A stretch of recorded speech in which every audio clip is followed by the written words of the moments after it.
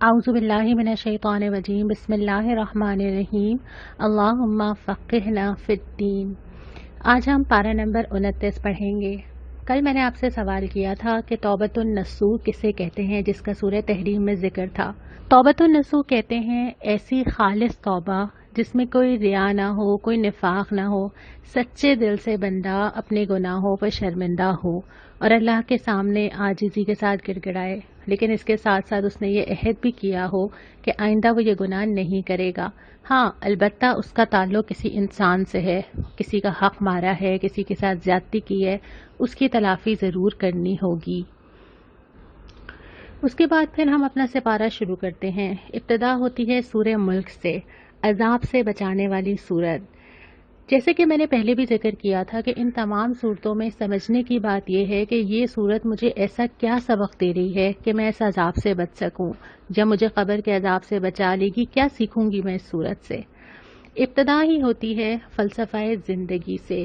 بہت بابرکت ہے وہ ذات، ہر چیز پہ قدرت رکھنے والی، اس نے تمہیں پیدا کیا، موت دی، زندگی دی، امتحان گاہ بنائی۔ اصل میں یہ جو دنیا میں آنا اور یہ جو دنیا سے جانا ہے، یہ تمہارا امتحان ہے، اور وہ یہ دیکھنا چاہتا ہے کہ کون اچھے عمل کرتا ہے۔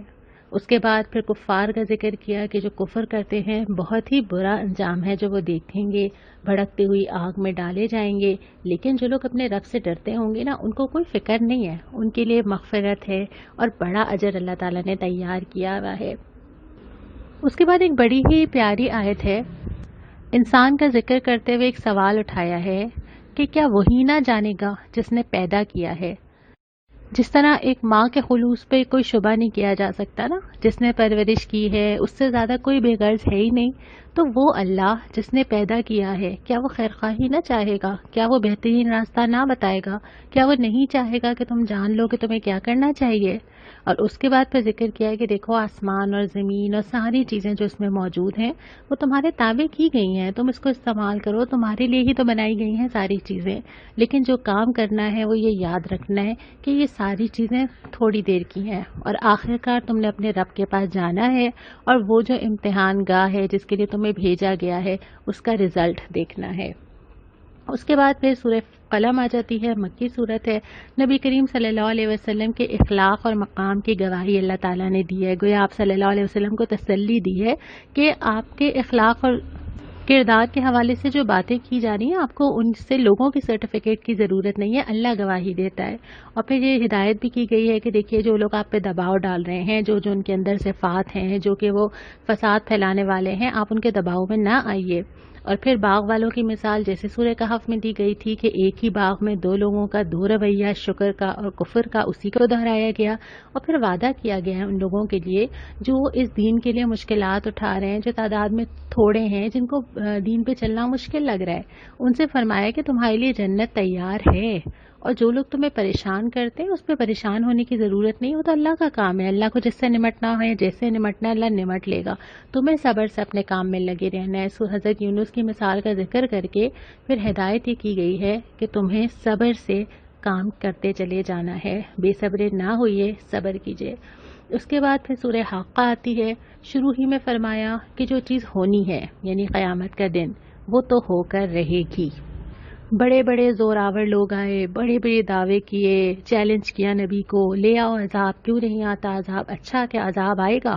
اور اب ہم تاریخ پڑھتے ہیں کہ لوگ کیسے کیسے گئے اور کیا کیا فیس کر کے گئے۔ پھر قیامت کی منظر کشی کی ہے کہ جب سارے لوگ کھڑے ہوں گے اور کیا دل دھک دھک کر رہا ہوگا، اور پھر کیسے اعمال نامے آئیں گے، اور جس کے سیدھے ہاتھ میں دے دیا جائے گا وہ تو اتنا خوش ہوگا، مطمئن ہوگا نا، کیونکہ وہ جو ٹینشن تھی ساری زندگی کہ مجھے اس راہ سے اس راہ پہ نہ چلی جاؤں، میں نے ایک ایک قدم پھونک پھونک کے نکالنا ہے، جب انسان کے اوپر سے وہ سٹریس ہٹے گا نا تو وہ بہت خوش ہوگا کہ اب مجھے کانشیس نہیں رہنا، میں جو چاہے کروں۔ اور پھر وہ کہے گا کہ مجھے تو پتا تھا، یہ تو ہونا تھا، میرے رب کا وعدہ تھا، اور وہ جنتیں اور ساری پسندیدہ چیزیں اس کے لیے کھلی ہوئی ہوں گی۔ لیکن جس کے بائیں ہاتھ میں دیا جائے گا وہ اس کی زندگی میں بہت سارے کاش ہوں گے۔ اللہ تعالیٰ اس کاش سے ہمیں محفوظ رکھے۔ پہلے آیا تھا کہ وہ کہیں گے کاش دنیا میں واپس چلے جائیں، یہاں پہ آیا ہے کہ کاش نہ دیا جاتا، کاش حساب کا ذکر ہی نہ ہوتا، کاش وہ موت فائنل ہوتی ہے، وہ اٹھایا نہ جاتا، لیکن کچھ بھی کام نہیں آئے گا۔ اور اس کے بعد فرمایا کہ قرآن رب العالمین کا نازل کردہ ہے، اس کی وسعت، اس کی گہرائی، اس کی حکمت تمہاری سوچ سے بھی بہت زیادہ ہے۔ پھر سورہ معارج آتی ہے۔ عذاب کا ذکر کرتے ہوئے لوگوں کے رویے کا ذکر آتا ہے کہ لوگ جلدی مچاتے ہیں، لوگ کہتے ہیں کیوں نہیں آ جاتی، کیوں نہیں آ رہا۔ جب وہ آ جائے گا تو اس کو کوئی روک تھوڑی سکے گا۔ اور نبی کریم صلی اللہ علیہ وسلم کو صبر کی تلقین کی گئی کہ آپ حوصلے اور صبر کے ساتھ اپنا کام کرتے چلے جائیے۔ قیامت کے دن کی سختی کو دہرایا اور اس کے بعد پھر ذکر کیا انسان کی فطرت کا، کہ بہت ہلکی فطرت کا ہوتا ہے، وہ ذرا سی چیز پہ گھبرا جاتا ہے، ذرا سی کوئی چیز ملے تو پھولنے لگ جاتا ہے۔ تو یہاں پہ ذکر کیا ہے کہ ایک انسان کو جو چیز مضبوطی عطا کرتی ہے، جو چیز اس کے کریکٹر کو مضبوط کرتی ہے، اس کے ایموشنز کو مضبوط کرتی ہے، وہ یہ ساری چیزیں ہیں۔ یہ بہت سارے اعمال ہیں جو انسان کی نفسیات پہ اثرات مرتب کرتے ہیں۔ یعنی یوں سمجھیے کہ قرآن ایموشنل ہیلتھ کے لیے، اپنے اندر بردباری پیدا کرنے کے لیے، ٹھہراؤ پیدا کرنے کے لیے، بیلنس پیدا کرنے کے لیے جو چیزیں گنواتا ہے وہ یہ ہیں: نماز کی پابندی، شرمگاہوں کی حفاظت، اللہ کے لیے خرچ کرنا، قیامت پہ یقین، روز آخرت پہ یقین، امانتوں کی حفاظت، عہد کا پاس اور راستی پر یا سچائی پر قائم ہونا۔ یہ تمام چیزیں مل کے ایک کریکٹر بناتی ہیں جو اس کو نہ خوشی میں بے قابو ہونے دیتی ہیں، نہ غم میں بے قابو ہونے دیتی ہیں۔ اس کے بعد سورہ نوح آتی ہے، اور سورہ نوح میں ذکر آتا ہے حضرت نوح علیہ السلام کی اپنے قوم کو دعوت کا۔ اور حضرت نوح پہلے تو اپنی قوم کو پکارتے ہیں، ان سے کہتے ہیں کہ میں تمہیں خبردار نہ کروں، میں تمہیں بتاؤں نہ کہ تمہیں کیا پیش آنے والا ہے۔ دعوت دیتے چلے جاتے ہیں، اور جب مایوس ہونے لگتے ہیں تو اپنے رب کے حضور اداد سناتے ہیں، اللہ تعالیٰ کو بتاتے ہیں، کہتے ہیں کہ اللہ، میں نے ان کو اتنا پکارا، صبح پکارا، شام پکارا، رات پکارا، انہوں نے نہیں سنا، اور یہ جتنا میں ان کو دعوت دیتا ہوں ان کی ضد میں اضافہ ہوتا چلا جاتا ہے، ان کا کبر بڑھتا چلا جاتا ہے، اور اس کے بعد وہ یہ مقدمہ اللہ تعالیٰ کے پاس رکھتے ہیں۔ لیکن جتنے جملے اس کے اندر آئے ہیں نا، اس میں شکایت نہیں ہے، اس میں خیر خواہی ہے، اس میں فکر ہے، اس میں پریشانی ہے، اس میں رنجیدگی ہے، اور اس میں وہ کہتے ہیں کہ اب تو یہ آپ کے بندے ہیں، میں جتنی کوشش کر سکتا تھا میں نے کی، میں نے کوئی موقع نہیں چھوڑا، کوئی دن نہیں چھوڑا، لیکن انہوں نے مان کر نہیں دیا۔ اور آخر میں پھر پہلے تو اس قوم کا مقدمہ اللہ تعالیٰ کے حوالے کر دیتے ہیں کہ یہ قوم ہے اور آپ اس کے ساتھ جو معاملہ مناسب سمجھیں، اور اس کے بعد دعا کرتے ہیں کہ اللہ ہمیں بخش دے، مجھے بھی، میرے والدین کو بھی، اور تمام مومنین کو بھی۔ اور پھر اللہ تعالیٰ نے تو وعدہ کیا ہے نا کہ اللہ تعالیٰ نے کتنے قصے ہمیں پڑھا دیے کہ اللہ پہ مومنین کا حق ہے کہ اللہ تعالیٰ ان کو بچا لے، اور اللہ تعالیٰ بچاتا رہا ہے۔ اس کے بعد پھر سورہ جن آتی ہے۔ نبی کریم صلی اللہ علیہ وسلم انسانوں اور جنوں دونوں کے لیے مبعوث کیے گئے تھے۔ یہ قرآن دونوں کے لیے آیا تھا، دونوں سنتے تھے، دونوں ہی ایسی مخلوقات ہیں جن کو اللہ تعالیٰ نے اختیار دیا ہے کہ وہ کون سا راستہ اختیار کرتی ہیں۔ البتہ انسانوں کو ایک فضیلت زیادہ حاصل ہے خلافت کی وجہ سے کہ اللہ تعالیٰ نے ان کو اپنا زمین پہ خلیفہ بنایا ہے۔ تو جنوں کے گروہ کا ذکر ہے کہ قرآن جب انہوں نے پڑھا تو کیا اثر لیا، آپس میں کیا بات کی، اور اس کے بعد یہ بتایا کہ جس کو نعمت چاہیے نا اس دنیا میں، جو چاہتا ہے کہ اللہ تعالیٰ کی نعمتیں مجھے ملیں، کون نہیں چاہتا؟ ہم میں سے کون ہے جو نہیں چاہتا؟ ہم تو دعائیں کرتے ہیں صبح شام، اللہ تعالیٰ سے برکت مانگتے ہیں، نعمت مانگتے ہیں، خیر مانگتے ہیں۔ اللہ تعالیٰ کہہ رہے ہیں اگر چاہیے تو کیا کرنا ہے؟ دین پر قائم رہنا ہے، ثابت قدم رہنا ہے، دین پر جمے رہنا ہے، اپنے آپ کو جما کے رکھنا ہے، پھر اللہ تعالیٰ وہاں سے راستے کھولے گا کہ انسان حیران رہ جائے گا۔ اس کے بعد پھر کفار کو ان کی حرکتوں کی وجہ سے جو وہ کر رہے تھے ملامت بھی کی گئی ہے، تنبیہ بھی کی گئی ہے، اور آخر میں فرمایا ہے کہ اللہ تعالیٰ علم الغیب کا سارا علم جانتا ہے۔ اللہ کے سوا کسی کو اتنا علم نہیں ہے ہر چیز کا، سوائے اس کے کہ اللہ دے، لیکن اللہ تعالیٰ کے پاس ہر چیز کا علم ہے۔ اس کے بعد سورہ مزمل آ جاتی ہے۔ نبی کریم صلی اللہ علیہ وسلم کو اہم مشن دے دیا گیا کہ آپ دنیا میں اب آپ اللہ کے نبی ہیں، اور آپ نے یہ نظام قائم کرنا ہے، قرآن کو لے کر اٹھنا ہے، اور جو یہ تعلیمات دیتا ہے وہ تعلیمات آپ کو معاشرے میں ہر جگہ نافذ کرنی ہیں۔ لیکن سب سے پہلے نبی کریم صلی اللہ علیہ وسلم کو وہ چیزیں بھی بتائی جا رہی ہیں جس سے وہ خود اسٹرانگ ہوں۔ آپ دین کا کوئی بھی کام کرنا چاہیں، اس کا مطلب یہ نہیں ہے کہ میں لوگوں کو دین کی دعوت اس لیے نہ دوں کہ پہلے میں خود کو تو امپروو کر لوں، نہیں، آپ خود بھی جب ہی ساتھ ساتھ امپروو ہوں گے جب آپ دعوت دے رہے ہوں گے۔ ابھی اگر آپ دو لوگوں کو کچھ کہیں گے تو آپ کی نظر اپنے اوپر ضرور جائے گی، اور زندگی میں یہ کبھی بھی نہیں ہوگا کہ میں یہ سوچوں کہ اچھا اب میں کمپلیٹ ہوں اور اب میں نے، یہ تو ہو ہی نہیں سکتا۔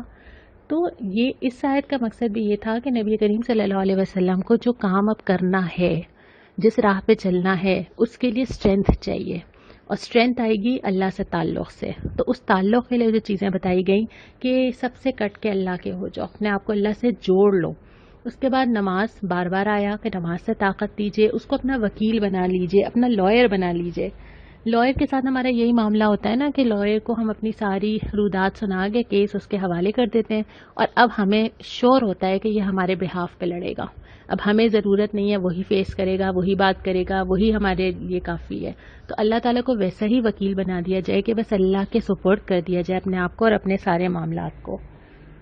اس کے بعد یہ کہ قرآن سے تعلق، اس کتاب سے، کیونکہ یہی کتاب سکھاتی ہے، ہاتھ پکڑتی ہے، اور جب کھولتے ہیں تو لگتا ہے کہ ہم سے ہی مخاطب ہے. ابھی جب ہم قرآن پڑھ رہے ہیں تو آپ کو بار بار یہ لگا ہوگا نا کہ یہ تو میرے بارے میں ہی بات ہو رہی ہے، یہ تو میرے ہی حالات کے بارے میں کہہ رہا ہے. اس کے بعد پھر فرمایا صبر کرو. صبر کے بہت سارے مفہوم میں سے ایک یہی ہے کہ ڈٹے رہو، اور پھر یہ کہ قیام اللیل، راتوں کا اٹھنا، راتوں کو اللہ کے سامنے بیٹھنا، اللہ سے دعا مانگنا، نمازیں پڑھنا، اور پھر یہ کہ اللہ کا ذکر، اللہ یاد رہے ہر وقت. اللہ کے ذکر کی بہت ساری شکلیں ہیں جس میں وہ اذکار بھی ہیں جو سکھائے گئے ہیں، اور یہ بھی کہ اللہ یاد رہے، اس کو بھی ذکر کی ایک شکل ہے. اور پھر یہ کہ رزلٹ کی فکر نہ کریں، نمٹنے کا کام اللہ پہ چھوڑ دیں. ایفرٹ آپ کی ہونی چاہیے، رزلٹ اللہ کا. ہمارے ساتھ یہ بھی ہوتا ہے کہ ہم جب لوگوں کو اچھی بات بتانا چاہتے ہیں، کبھی کبھی ہمیں حکمت نہیں آتی، وہ بھی ہمیں سیرت پڑھنے سے آئے گی، اور کبھی کبھی ہمیں رزلٹ نہیں ملتا، تو ہوتا یہ کہ ہم پریشان ہو جاتے ہیں. ہر انسان اپنا ٹائم لیتا ہے، اس کو اپنا ٹائم لینے کا حق ہے کہ وہ سوچ سمجھ کے آئے. یہ ایسی چیز نہیں ہے کہ میں کسی کے بولنے سے شروع ہو جاؤں نا.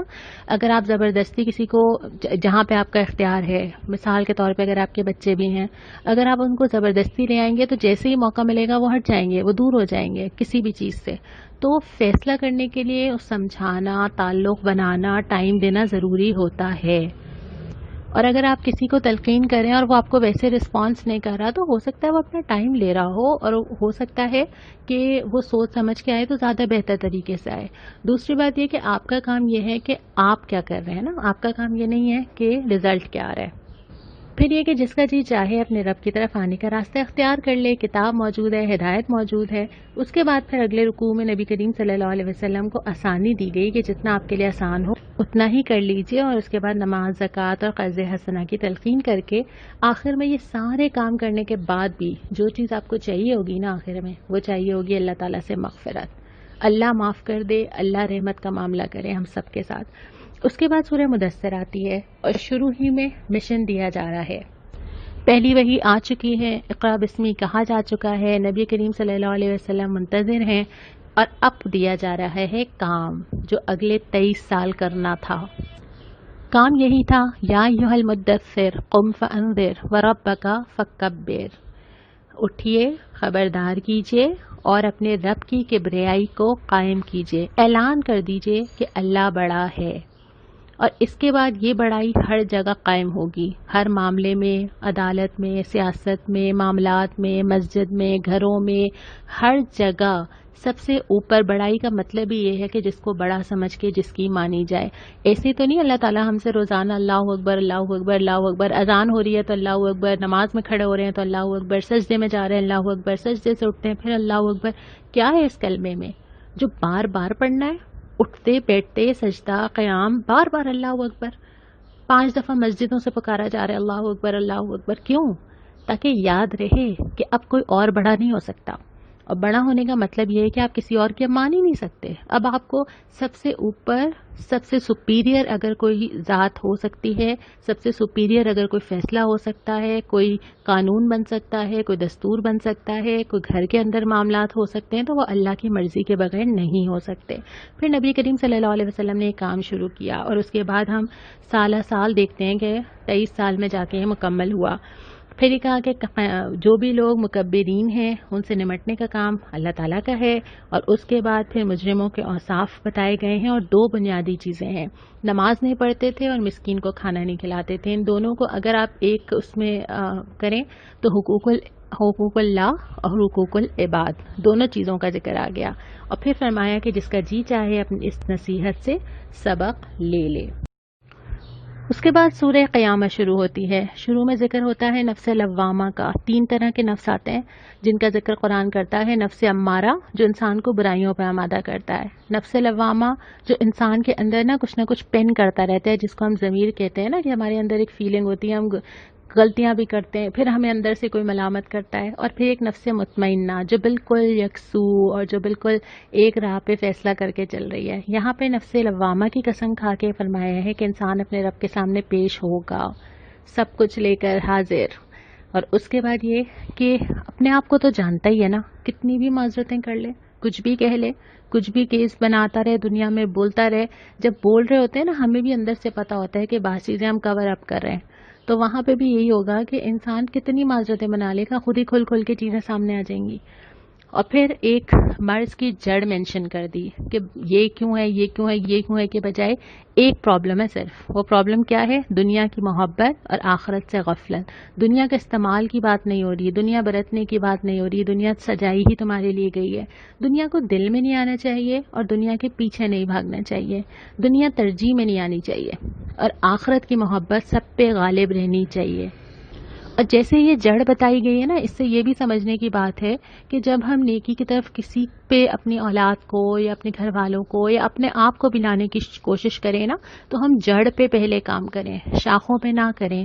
ہم سب سے پہلے کوشش کریں اللہ سے محبت، نبی سے محبت، قرآن سے محبت پیدا ہو. باقی چیزیں انسان خود ہی چھانٹ لیتے ہیں. ہم شروع کرتے ہیں اپیرنس، انداز، پرانی ہسٹری، کیسا کہا تھا، کیا کہا، کیا کرتے ہیں. اچھا درس میں جاتے ہیں تو ایسا ہونا چاہیے. ہمارے ذہن میں ایک ہم نے وہ کرائٹیریا بنایا ہوا ہوتا ہے جس پہ دین پہ چلنے والوں کو ویسا نظر آنا چاہیے، اور ہم اسی کرائٹیریا پہ ہر ایک کو فٹ کرنے کی کوشش کرتے ہیں، جو کہ ہر وقت پاسبل نہیں ہوتا. ہر ایک مختلف انسان ہے. دوسری بات یہ کہ جو چھوٹی چھوٹی ڈیٹیلنگ ہوتی ہے نا، ہم بہت سارا فتوے معلوم کرتے ہیں، بہت سارا یہ تو نہیں ہو جائے گا، وہ تو نہیں ہو جائے گا. اس میں کوئی حرج نہیں ہے، لیکن جو پہلا سٹیپ ہے نا، وہ اندر سے شروع ہوتا ہے، وہ باہر سے شروع نہیں ہوتا. ہم اندر سے شروع کریں، اور جس انسان کے اندر اللہ کی محبت آ جائے گی نا، اور جو قرآن کو سمجھ لے گا، اس کے بعد وہ خود ہی اپنی شاخیں نکالے گا. اور اگر آپ زندگی میں کسی پہ کوئی بہت احسان کرنا چاہتے ہیں نا، تو خاص طور پہ اپنے بچوں پہ، اگر آپ ان کے اوپر اگر کوئی سب سے بڑا احسان کرنا چاہتے ہیں، ان کو قرآن سے محبت پیدا کر دیں. اس سے یہ ہوگا کہ وہ دنیا میں نہ پریشان ہوں گے، نہ سٹریس کا شکار ہوں گے، نہ وہ دنیا، ایون آخرت تو بنتی ہی بنتی ہے، لیکن دنیا کے اندر بھی اب جتنے سائیکولوجیکل پرابلمز آ رہے ہیں، اور جتنی زیادہ دنیا کھلتی چلی جاتی ہے، اتنی زیادہ اس وقت سائیکولوجیکل پرابلمز، اتنے زیادہ ایموشنل ہیلتھ متاثر ہے. ان ساری چیزوں کے لیے اگر قرآن سے جوڑ دیا جائے نا، اس سے بہتر چیز کوئی نہیں ہو سکتی. پھر سورہ دہر آتی ہے. انسان کی پیدائش کا ذکر ہے کہ اس کو پیدا کیا، امتحان گاہ میں بھیجا گیا، اور ساری چیزیں دیں اس کو، سوچنے سمجھنے کی ساری صلاحیتیں، حسیات دیں. یہ بھی بتا دیا کیا کرنا ہے، کھول کے رکھ دیا قرآن نے. اور اس کے بعد یا تو وہ شکر کرے گا یا وہ کفر کرے گا، اور پھر جو کرے گا وہ انجام پا لے گا. پھر جنت کی نعمتوں کا ذکر کرتے ہوئے نبی کریم صلی اللہ علیہ وسلم کو تسلی دی گئی ہے. اس کے بعد سورہ مرسلات آتے ہیں. اس میں بہت سارے سوال اٹھائے گئے، بہت سارے سوال، اور سوال کر کے متوجہ کیا گیا کہ دیکھو فیصلے کا دن آنا ہے، اور وہی آخرت کی توجہ جو اس پورے سپارے کا مرکزی مضمون تھا، وہ آخرت کی طرف توجہ دلانا تھا کہ فیصلے کا دن تو آنا ہے. جو ٹائم ابھی جا رہا ہے نا، جو گزر رہا ہے، بس یہ مہلت ہے، اور اس کو بہت اچھے سے استعمال کرنا ہے. یہاں پہ یہ سپارہ مکمل ہوتا ہے. آج کا سوال، نبی کریم صلی اللہ علیہ وسلم سے تعلق پیدا کرنے کے لیے ہمیں کہاں سے سٹارٹ کرنا چاہیے؟ آپ صلی اللہ علیہ وسلم سے تعلق ہماری ضرورت ہے نا، اور اس تعلق کے لیے ہم نے زندگی میں کتنی ایفرٹ کی ہوگی. ہم نے بہت ساری پرسنالٹیز کے بارے میں زندگی میں پڑھا ہے، بچپن سے پڑھتے چلے جا رہے ہیں، جن میں ہمیں انٹرسٹ بھی نہیں تھا. ہم نے غالب، مرزا ذوق، ابن انشا، علامہ اقبال، قائد اعظم، سر سید احمد خان، شیکسپیئر، کیا ہم نے نہیں پڑھ ڈالا نا. اور ان سب کی شاعری بھی پڑھ ڈالی، بڑے بڑے کوٹیشنز یاد کر لیے. کس لیے؟ 70 یا 100 مارکس کے لیے. اور ایک چیز پتہ چل گئی، یعنی ان کی پیدائش سے لے کے ان کی وفات تک، ڈیٹ سے لے کے ان کے آباء و اجداد تک، شجرے تک، ہم نے سب رٹ ڈالے. اور اس سے ہمارا مقصد صرف یہ تھا کہ ہم ایگزامز دے سکیں. اور نبی کریم صلی اللہ علیہ وسلم کی سیرت کے بارے میں ہم کتنا جانتے ہیں؟ ہم شاید جانتے ہوں گے خطبہ حجۃ الوداع، کیونکہ ہمیں یہ ہر ایگزام میں آتا ہے، ہم نے یاد کیا ہوگا کبھی نہ کبھی. ہم بڑے بڑے واقعات، ہجرت، غار ثور، ہم یہی واقعات جانتے ہیں کیونکہ یہ ہم نے کہیں نہ کہیں اپنی اسلامیات کی بک میں پڑھے ہوتے ہیں. لیکن کیا ہم نبی کریم صلی اللہ علیہ وسلم کی زندگی کے سورہ مدثر سے لے کر آخری وحی تک 23 ایئرز، کیا ہم جانتے ہیں کہ وہ کیسے گزرے؟ 23 ایئرز میں کتنے مہینے ہوتے ہیں، کتنے ہفتے ہوتے ہیں اور کتنے دن ہوتے ہیں؟ وہ کہاں جا رہے تھے، کہاں لگے تھے؟ تو ایئر بائی ایئر کیا ہم جانتے ہیں ہر چیز، کہ کیسے سٹیپ بائی سٹیپ آپ صلی اللہ علیہ وسلم نے شروع کیا اور کہاں تک جا کے پھر ریاست قائم ہوئی تھی؟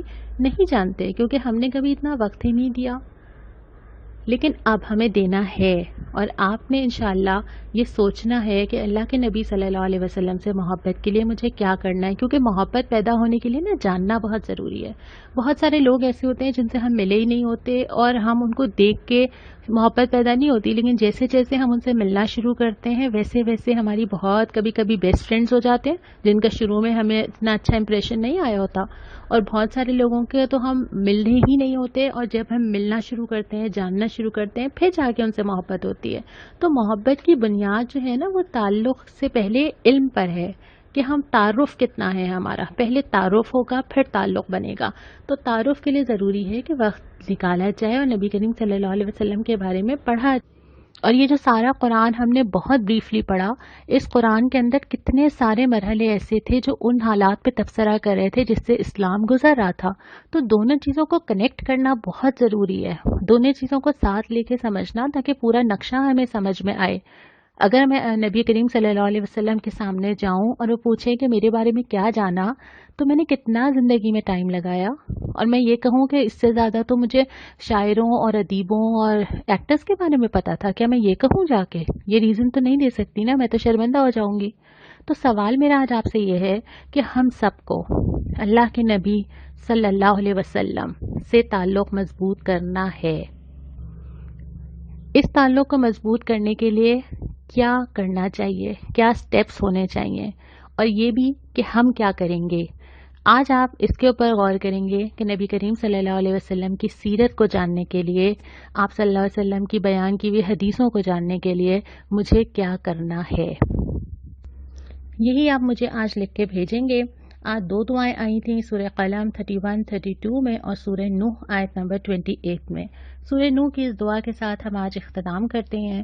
رب اغفر لی ولوالدی ولمن دخل بیتی مؤمنا وللمؤمنین والمؤمنات ولا تزد الظالمین الا تبارا. میرے رب مجھے، میرے والدین کو، ہر اس شخص کو جو میرے گھر میں مومن کی حیثیت سے داخل ہوا، سب مومن مردوں اور سب مومن عورتوں کو معاف کر دے. ظالموں کے لیے ہلاکت کے سوا کسی چیز کا اضافہ نہ فرما. اللہ تعالی ہم سب کی مغفرت کرے. السلام علیکم ورحمۃ اللہ.